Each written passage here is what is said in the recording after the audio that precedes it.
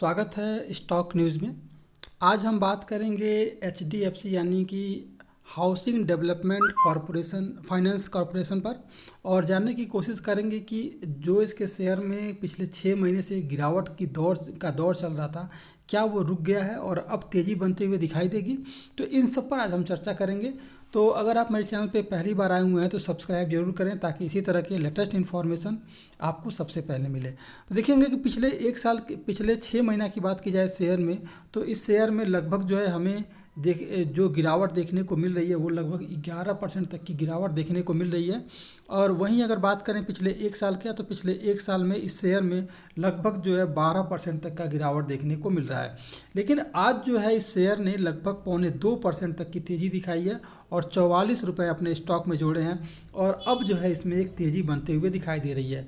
तो ये आज हम सब जानेंगे कि क्या कारण रहा कि इस शेयर में पिछले एक साल से लगातार गिरावट का दौर चल रहा है और अब जो है क्या तेज़ी बनने की संभावना है। तो अगर आप मेरे चैनल पे पहली बार आए हुए हैं तो सब्सक्राइब जरूर कीजिएगा ताकि इसी तरह के आपको लेटेस्ट इन्फॉर्मेशन मिलता रहे। तो आइए एक बार हम देख लेते हैं, इसका फाइनेंशियल रिजल्ट देखते हैं, उसके बाद हम चार्ट पर चलेंगे और कल के ट्रेडिंग सेशन के बारे में एनालिसिस करेंगे।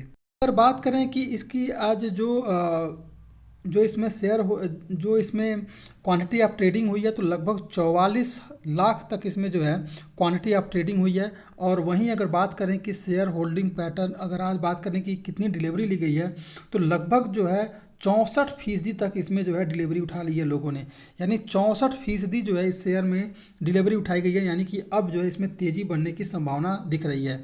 वहीं अगर 52 वीक के हाई की बात करें तो लगभग 3021 रुपये के करीब है और अब एक संभावना बनती हुई दिखाई दे रही है कि इस स्टॉक में एक तेज़ी का मोमेंटम बनता हुआ दिखाई दे रहा है।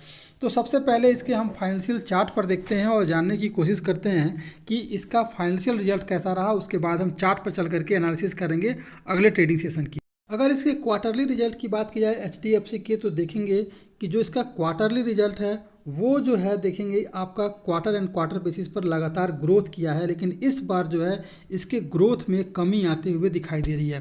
देखिए इसका जो रेवेन्यू है इस बार थोड़ा सा कम हुआ है, लेकिन सबसे बड़ी बात है भले रेवेन्यू कम हुआ है लेकिन प्रॉफिट में कहीं से भी कमी नहीं आई है और प्रॉफिट जो है लगातार इसका ग्रोथ कर रहा है और इस बार तो इसने बेहतरीन प्रॉफिट गेन किया है।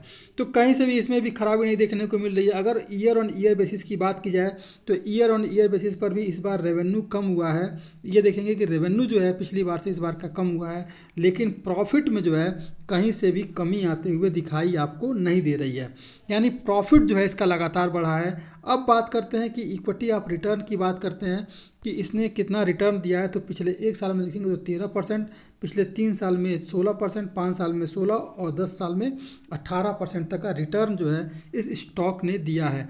अब हम बात कर लेते हैं कि शेयर होल्डिंग किसके पास कितना पड़ा हुआ है। अब देखेंगे तो सबसे बड़ा जो शेयर होल्डिंग पैटर्न है वो फॉरेन इन्वेस्टर जो है इसमें अपना इस बार जो है उन्होंने अपने निवेश को बढ़ा दिया है, यानी कि अब विश्वास जो है वो लगातार बढ़ रहा है फॉरेन इन्वेस्टर का कि इसमें इस शेयर में आपको तेज़ी बनते हुए दिखाई दे सकती है। तो अगर हम बात करें कि फॉरेन इन्वेस्टर की, तो देखेंगे कि पिछली बार से इस बार जो है पिछला जो इनका ईयर था उस बार से इस बार जो है इन्होंने अपना इसमें ग्रोथ किया है।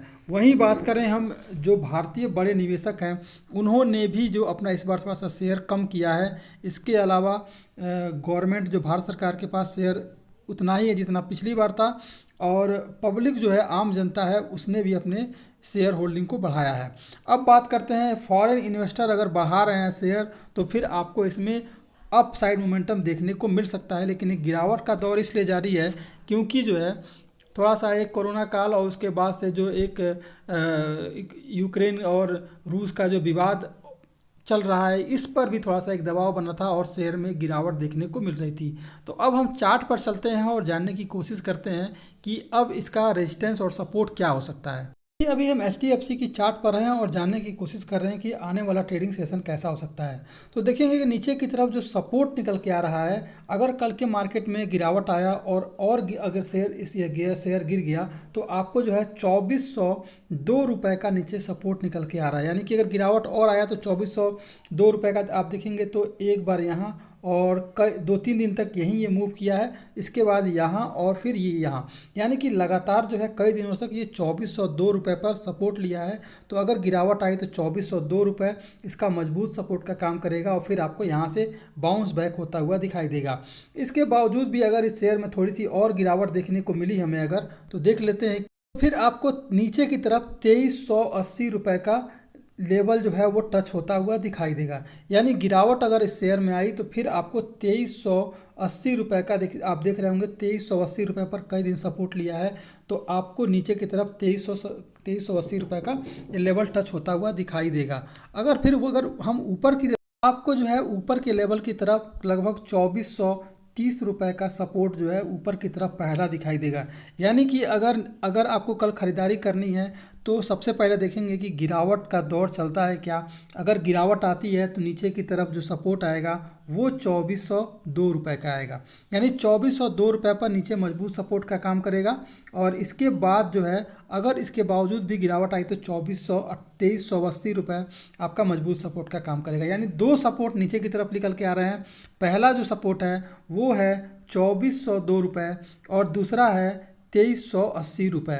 इसके अलावा अगर ऊपर की तरफ की बात करें कि अगर कल मोमेंटम अगर बनाता है तो आपको करंट भाव पे ख़रीदारी करनी है, यानी 2407 रुपये पे ख़रीदारी करें। अगर मार्केट पॉजिटिव खुलता है और पॉजिटिव रहता है तो 2407 रुपये पे कल ख़रीदारी कर सकते हैं और आपको 2430 तक का लेवल देखने को मिल सकता है। तो ये था आज का HDFC पर। और इसके अलावा आप लॉन्ग टर्म के लिए इसमें अभी ख़रीदारी की राय नहीं रहेगी, क्योंकि अभी मार्केट बहुत वोलेटाइल है और गिरावट का दौर जारी रह सकता है। तो इसलिए आपको लॉन्ग टर्म के लिए नहीं कह सकता मैं, लेकिन शॉर्ट टर्म के लिए 2430 रुपये के भाव के लिए ख़रीदारी कर सकते हैं। चैनल पर पहली बार आए हैं तो सब्सक्राइब करना ना भूलें। Thank you.